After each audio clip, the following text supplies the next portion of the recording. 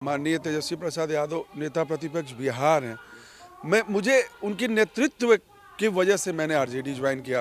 बोल रहे हैं कि हमारी 24 में 18 सीट पे जीत होने वाली है राष्ट्रीय जनता दल की। सब में नहीं बटेगी, खिचड़ी पकेगी और आरजेडी खाएगी। आरजेडी इसके पक्ष में नहीं है, आखिर मौत रुक नहीं रही है।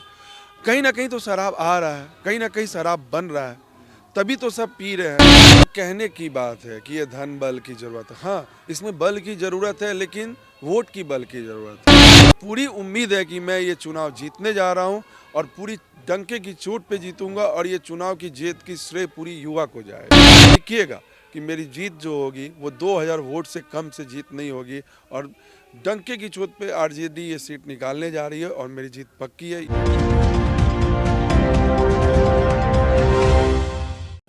बिहार में विधान परिषद चुनाव होने को हैं, जहां एनडीए में सीटों को लेकर खींचातानी है, वहीं पे आरजेडी ने पश्चिमी चंपारण से युवा चेहरे पे भरोसा बनाया है। और अभी हमारे साथ बात करने के लिए पश्चिमी चंपारण के आरजेडी के कैंडिडेट इंजीनियर सौरव कुमार हैं। सौरव जी, सबसे पहले आप ये बताइए, आरजेडी से चुनाव लड़ने का आपने क्यों सोचा? आरजेडी से चुनाव लड़ने का क्यों सोचा? अरे, इसका सबसे बड़ी बात ये है कि आज जितना जनमत आरजेडी के पास है बिहार में, जितना परसेंट ऑफ वोट आरजेडी के पास है और जितने लोग आरजेडी के लिए तत्पर हैं, आप दूसरे में बता दीजिए अगर वैसा है तो। और मैंने जब से राजनीति स्टार्ट की, फर्स्ट डे से मैंने राजनीति ही चुना, क्योंकि मुझे एक युवा नेतृत्व दिखा था। मुझे तेजस्वी जी में वो सारी चीज़ें दिखी थी जो अभी हमारे माननीय तेजस्वी प्रसाद यादव नेता प्रतिपक्ष बिहार हैं। मुझे उनके नेतृत्व की वजह से मैंने आरजेडी ज्वाइन किया था और इसीलिए मैं आरजेडी में हूँ।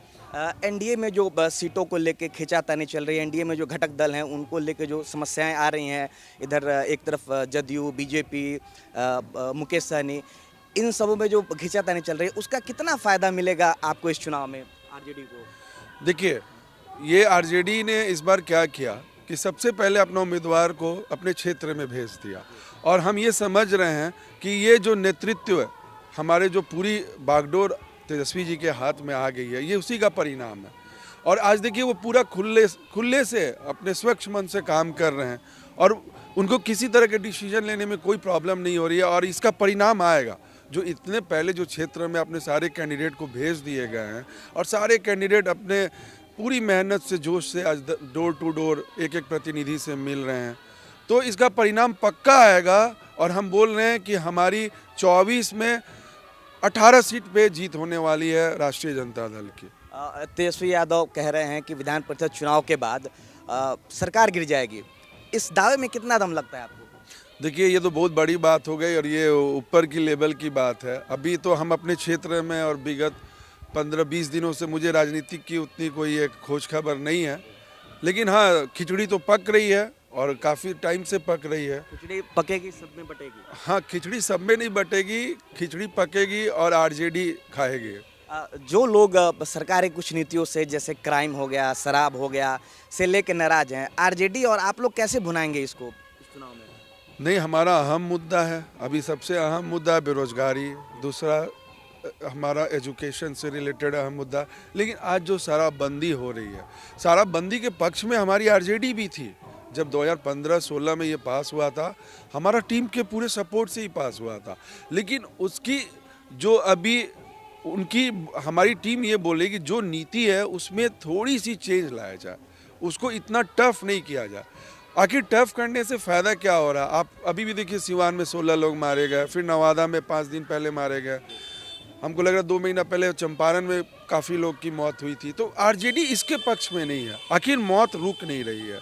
कहीं ना कहीं तो शराब आ रहा है, कहीं ना कहीं शराब बन रहा है, तभी तो सब पी रहे हैं। तो आरजेडी बोल रही है कि इसमें थोड़ी ढिलाई की जाए, इसमें थोड़ा जो भी रूल आया है, रूल के समय तो हमारा पक्ष था ही, लेकिन इस पक्ष को इतनी कड़ाई से पेश ना हो, उसके लिए आरजेडी लड़ रही है।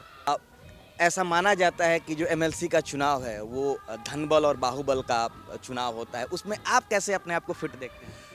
देखिए, हम तो इस चुनाव के लिए नए हैं, लेकिन हम राजनीति में, मेरा 9 साल हो गया।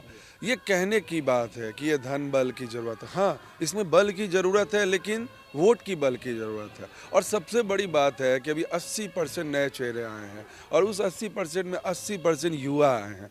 मैं यही सोच के आया कि युवा आए हैं और मुझे पूरा उम्मीद है और मेरे को जितना क्षेत्र में युवाओं से जितना मेरे को सपोर्ट मिल रहा है, मुझे पूरी उम्मीद है कि मैं ये चुनाव जीतने जा रहा हूँ और पूरी डंके की चोट पे जीतूंगा और ये चुनाव की जीत की श्रेय पूरी युवा को जाएगी। सौरभ, ये आपसे अंतिम सवाल, ये जो क्षेत्र है आपका बहुत बड़ा क्षेत्र है ये, और इस क्षेत्र में ज़्यादातर विधायक जो हैं या फिर एनडीए से आते हैं, इस बड़े क्षेत्र में आप कितना मुश्किल होगा आपको यहाँ से चुनाव जीतना?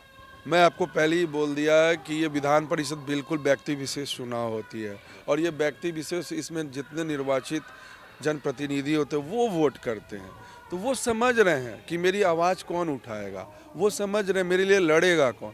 जो भी पिछले 18 साल से एक ही आदमी ने इस पोस्ट को कब्जा करके रखा है, आज उसने तो कभी कोई आवाज़ नहीं उठाई, चाहे वो विधान परिषद हो, जिला लेवल पे हो, ब्लॉक लेवल पे हो, लेकिन उनको दिख गया कि नहीं, एक युवा नेतृत्व आया है जो हमारी आवाज़ को ताकत से रख सकता है और लड़ सकता है।